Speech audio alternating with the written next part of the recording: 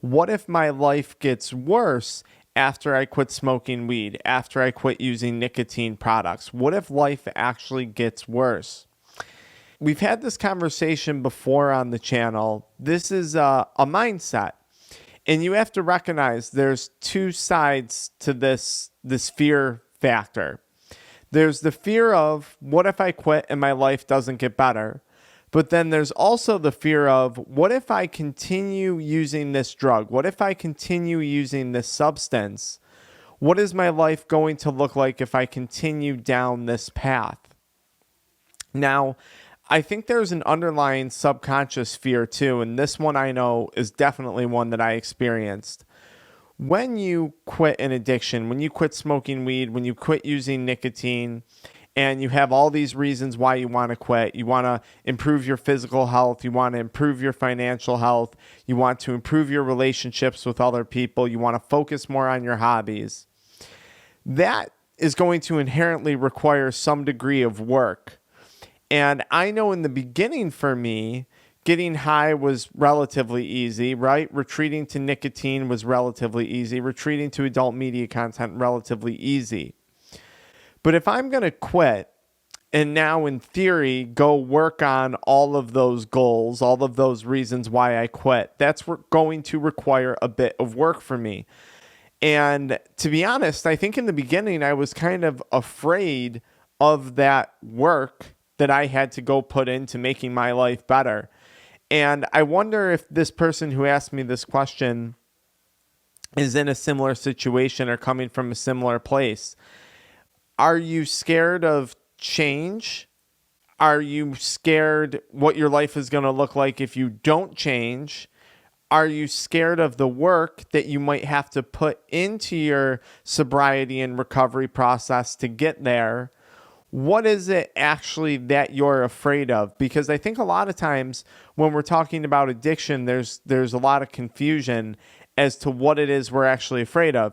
Dr. Frank, I'm really scared if I quit smoking weed, I'm going to be depressed. Well, you're already depressed, perhaps. Then maybe that's why you're quitting. What's the definition of insanity? If you do the same thing over and over and over again, expecting a different result, that's the definition of insanity. So if I was going to continue smoking weed, continue watching adult media content, continue binge drinking, continue, using nicotine, I could guarantee myself the same results over and over again. And those same results were getting really scary to me. Like I didn't want that. I knew what that lifestyle looked like for me. So for me, I was much less afraid of putting in the work to go have a better recovery process, a better sobriety process, and hopefully build a better life for myself, right? I'm much less scared of trying to make a YouTube video and get better at my career and get better at my relationships than I am of what my life would have looked like if I continue using weed, nicotine, adult media content, all those things. So those are the questions that you have to, I think, ask yourself if you're facing that fear factor. Don't be afraid of something that you don't know. Like, there's uncertainty to getting sober, right? I guess to a large extent, there's certainty in addiction. Like, how this is going to feel. You know what the high feels like. You just know it. It's a routine. It's a comfort zone. And I guess to a large extent, there is uncertainty facing life without that drug.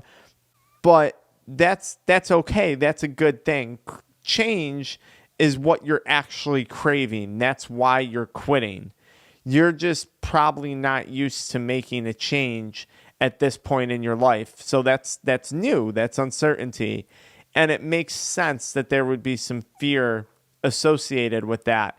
I think there's a quote out there, though. Just on the other side of fear is greatness. Just on the other side of fear is enjoyment. Just on the other side of fear, there's a lot of really, really good things for a majority of people out there.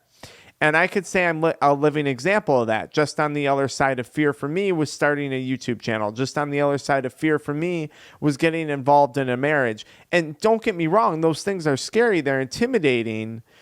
But hopefully, if you're putting in the work into your sobriety and recovery process and you're doing all the things you need to be doing, you're going to have the tools you need to handle the business. You're going to have the tools you need to handle the relationship, to handle the finances, to handle whatever it is comes next in life. And my last thing would be is, what are you basing that on? I mean, do you see a lot of people who have quit drug addictions and now are worse off in life? Because I don't see that too often. Maybe I'll see someone who quit drinking alcohol and they're more miserable. But realistically, I think this happens again because of a mindset.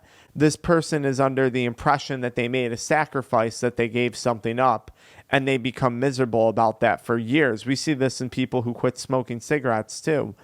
And that's nothing more than a mindset. If they can let go of the fact that they didn't give up anything, they'll be a lot less miserable. Right?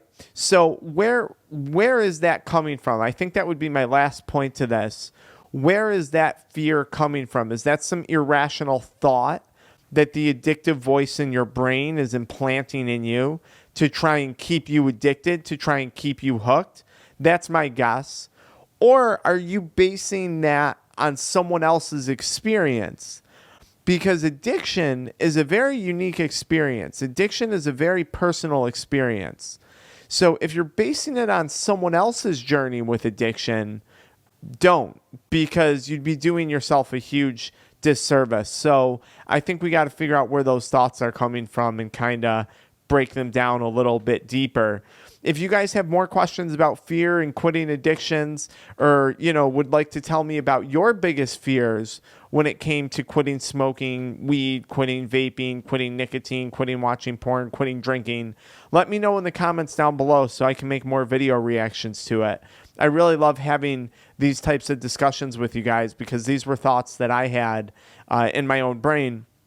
And if you need a little extra help, you want to have this conversation on a weekly basis with me in a semi-private group coaching session, guys, we did launch a group coaching program. It's $24.99 a month.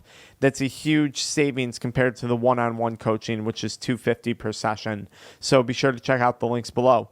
All right, I'll see you guys in the comments.